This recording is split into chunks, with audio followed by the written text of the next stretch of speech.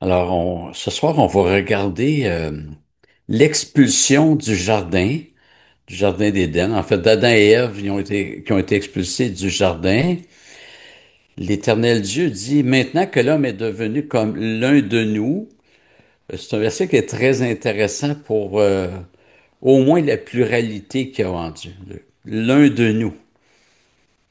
Pour la connaissance du bien et du mal, évitons qu'il tende la main pour prendre aussi de l'arbre de vie, en manger et vivre éternellement. Excusez-moi. L'Éternel Dieu le renvoya du jardin d'Éden pour qu'il cultive le sol d'où il avait été tiré. La semaine passée, ou il y a 2 semaines, plutôt, j'ai mentionné qu'il n'y a qu'à Adam que Dieu dit qu'il retournera à la poussière. Il ne l'a pas dit à Ève et j'avais proposé que c'est en raison du rôle de tête d'alliance qu'Adam avait.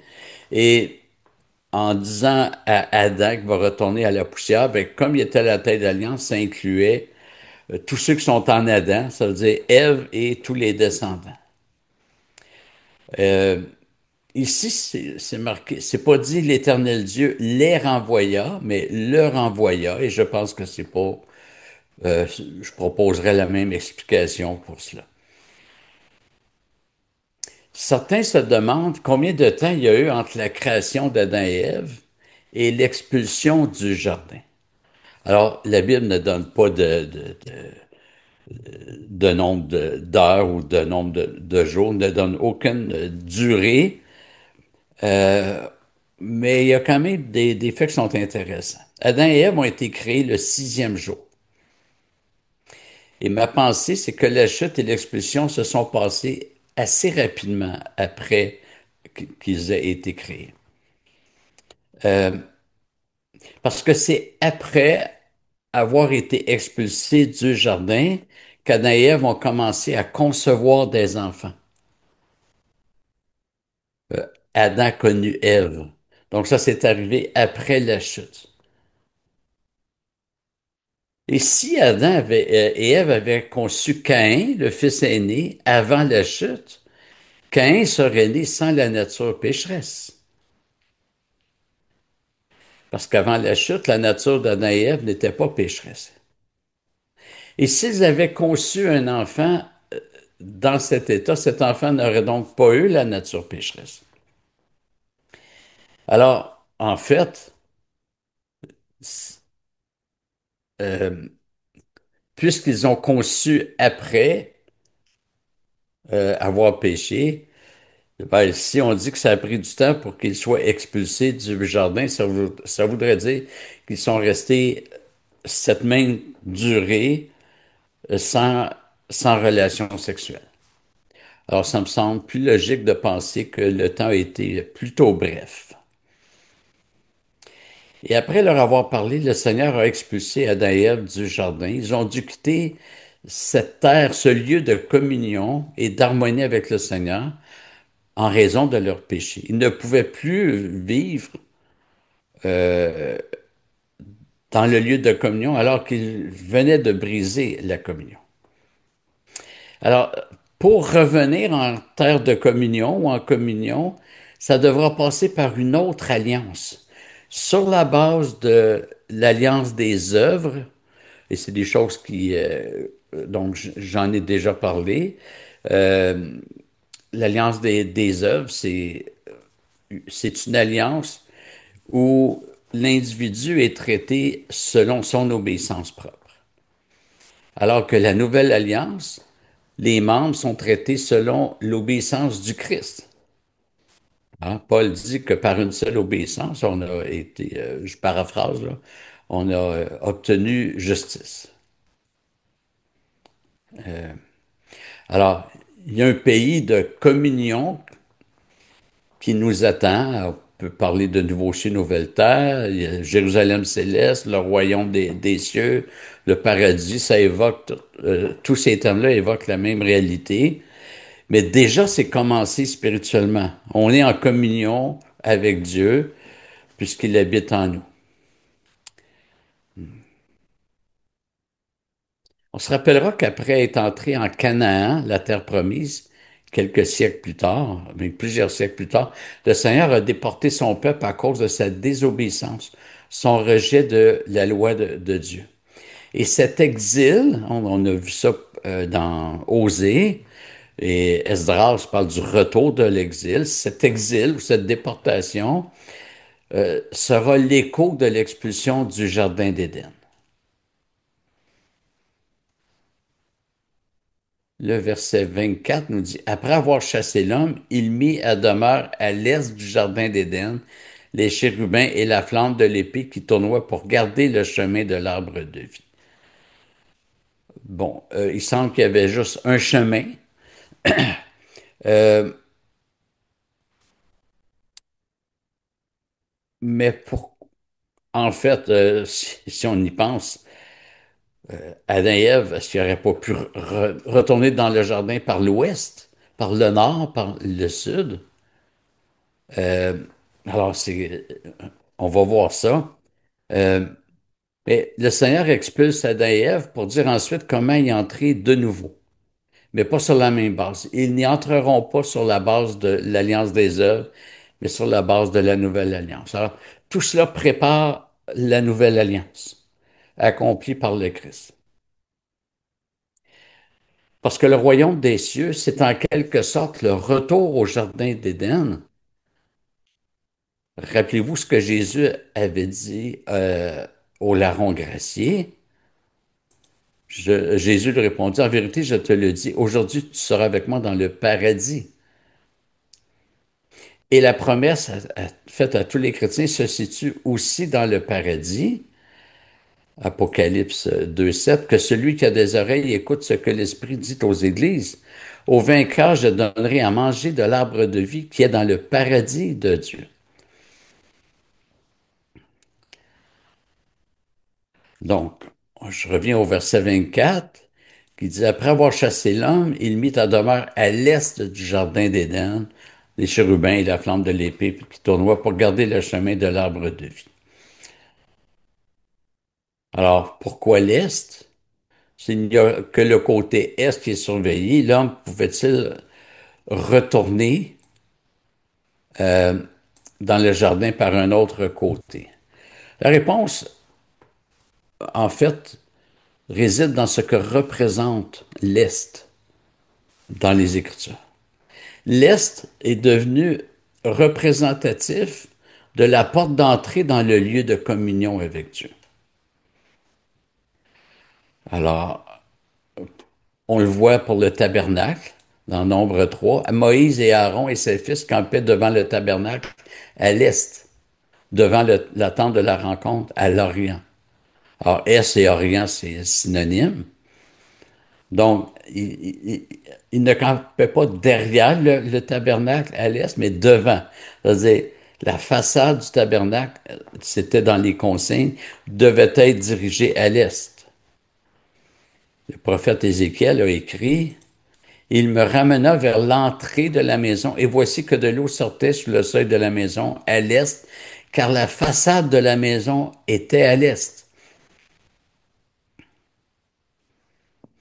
Lorsque le Seigneur donne les consignes pour la construction du tabernacle, il y a eu les précisions suivantes. Alors, on va voir on va faire le tour du tabernacle. Exode 26, 18, tu feras les planches pour le tabernacle, 20 planches en direction du midi au sud. Puis pour le côté nord, pour le second côté du tabernacle, en direction du nord, 20 planches. Pour le côté ouest, tu feras 6 planches pour le fond du tabernacle vers l'ouest. Alors, si le fond du tabernacle est à l'ouest, ben, ça veut dire que le devant est à l'est.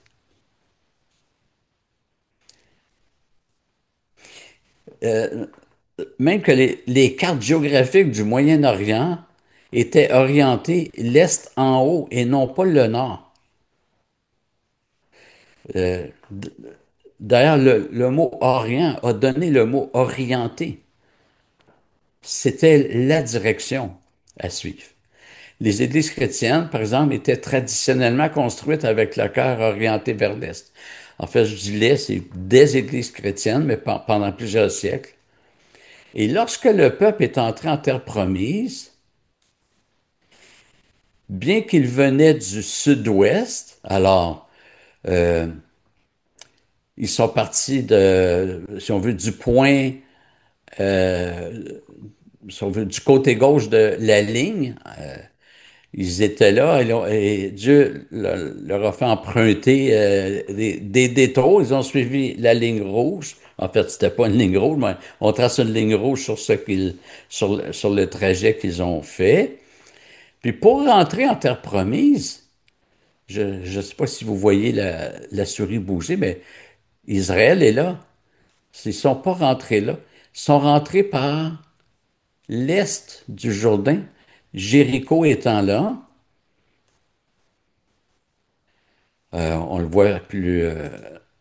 Oh, vous voyez, ils sont montés du côté est de la mer Morte. Ils sont rentrés à Jéricho. On se rappelle des murs de Jéricho qui sont tombés. Alors, ils sont rentrés par le côté est, donc de l'est vers l'ouest. Euh, donc, qu'on parle du tabernacle, l'entrée est du côté est, le temple, la même chose. C'est par l'est que Dieu a fait entrer le peuple en terre promise. Euh, D'autant plus que le Jourdain, on voit le mot Jourdain ici, c'est le fleuve qui fait nord-sud. Euh, le baptême se pratiquait d'abord dans le Jourdain, et ce fleuve est l'emblème du baptême. Donc, Jean-Baptiste baptisait dans le Jourdain. Le baptême est un symbole de purification, d'entrée dans la vie chrétienne. Donc, on voit dans 2 Rois 5, marqué, Élisée envoya un messager pour lui dire, donc pour dire à Amman, va te laver 7 fois dans le Jourdain, ta chair deviendra saine et tu seras pur. Donc, le Jourdain, même dans l'Ancien Testament, on voit déjà une trace que c'était symbole de purification. Jean-Baptiste baptisait dans le Jourdain. On voit ça dans Matthieu 3. Et ils se faisaient baptiser par Jean-Baptiste dans le fleuve du Jourdain en confessant leurs péchés. Donc, l'Est occupe une place symbolique. Ça ne veut pas dire que les choses ne sont pas réellement arrivées à l'Est. Ça veut dire que Dieu les a fait arriver à l'Est en raison de la valeur symbolique que Dieu a donnée à ce point cardinal. Donc, l'Est est symbolique du retour ou de l'entrée dans la communion avec Dieu. C'était vrai pour le tabernacle, le temple, Israël qui est rentré dans son pays. Euh, L'espérance messianique est aussi symbolisée par l'entrée à l'est. D'une part, la tribu de Juda devait camper à l'est du tabernacle, donc en face de la porte. Et quand on se rappelle que la tribu de Juda est celle par laquelle le Christ est venu. Ceux qui camperont en avant à l'est seront sous la bannière du camp de Juda. Vous voyez? Et quand Jésus est né, on lit, ben, on pense que Jésus avait peut-être 2 ans à ce moment-là. C'est marqué, Jésus était né à Bethléem en Judée au temps du roi Hérode. Des mages d'Orient ou de l'Est arrivèrent à Jérusalem. Donc, encore une fois, la symbolique de la porte d'entrée dans la communion avec Dieu. Par l'Est, l'homme a été expulsé. Par l'Est, l'homme y revient. Mais pas de n'importe quelle façon. La façade du tabernacle était à l'est, mais dès l'entrée dans le tabernacle, il y avait l'autel des sacrifices. Il y a un péché à régler. Le peuple est entré en terre promise par l'est, mais avant d'y entrer, il a dû traverser le Jourdain, symbolisme de purification. Donc, en plaçant des chérubins à l'est du jardin d'Éden, le Seigneur préparait toute cette symbolique du retour à la communion avec Dieu, mais sous des bases différentes. D'abord le Christ, puis son peuple. J'ai mentionné dans le passé que Genèse 1 pourrait constituer le titre de toute la Bible. Le reste de la Bible nous informe sur qui est ce Dieu qui a tout créé et ce qu'il fait de cette création-ci. Et là, nous terminons Genèse 3 et nous pouvons voir que les trois premiers chapitres de la Genèse sont un peu un index de toute la Bible. Tout ce que Dieu va faire est présent de façon embryonnaire. Les grands sujets de la Bible sont présents de façon embryonnaire dans ces trois chapitres. Que Dieu se fasse un peuple, c'est la descendance de la femme. La victoire du Messie, c'est Genèse 3,15, la descendance qui écrase la tête. Alors, tout est présent dans Genèse 1 à 3, mais de façon embryonnaire. Toutes les alliances qui vont suivre vont nous montrer que le salut de Dieu restaure l'homme dans ce qui a été perdu au Jardin d'Éden. Non pas que nous allons retourner au même état qu'Adam et Ève, mais il y a plusieurs textes qui font un lien entre le Jardin d'Éden et le royaume des cieux. On a déjà vu la question du paradis. Mais en attendant, le Seigneur présente les deux descendances et on voit dans Genèse 4, je dirais, la mise en place de ces deux descendances dans la personne d'Abel et la personne de Caïn. Caïn, qui est situé dans la descendance du serpent par l'apôtre Jean, 1 Jean 3,12 dit, ne faisons pas comme Caïn qui était du malin et qui égorgea son frère. Le malin ici, c'est pas un vice, c'est un individu. Le mot grec indique clairement que c'est un individu et qui était, il y a une préposition qui veut dire qui est ek, comme s'il est sorti du malin, une forme d'engendrement spirituel, comme ceux qui sont croyants sont de Dieu dans la même épître. Donc, dès Genèse 4, on assiste au conflit, à l'inimitié des deux descendances, celle de la femme et celle du serpent. Et je rappelle que c'est Dieu qui met l'inimitié entre les deux. C'est important parce que toutes les autres alliances vont marquer une séparation, qu'on pense au déluge. Ceux qui entrent dans l'arche sont séparés de ceux qui périssent. Euh, Abraham doit quitter son pays. Il a dû se séparer de son pays d'origine, qui n'était pas un pays vertueux. Josué a écrit, Josué dit à tout le peuple, ainsi parle l'Éternel, le Dieu d'Israël. Vos pères, Téra, père d'Abraham et père de Nahor, habitaient depuis toujours de l'autre côté du fleuve et rendaient un culte à d'autres dieux. L'alliance que Dieu a faite avec Moïse et le peuple juif comporte aussi cette notion de séparation.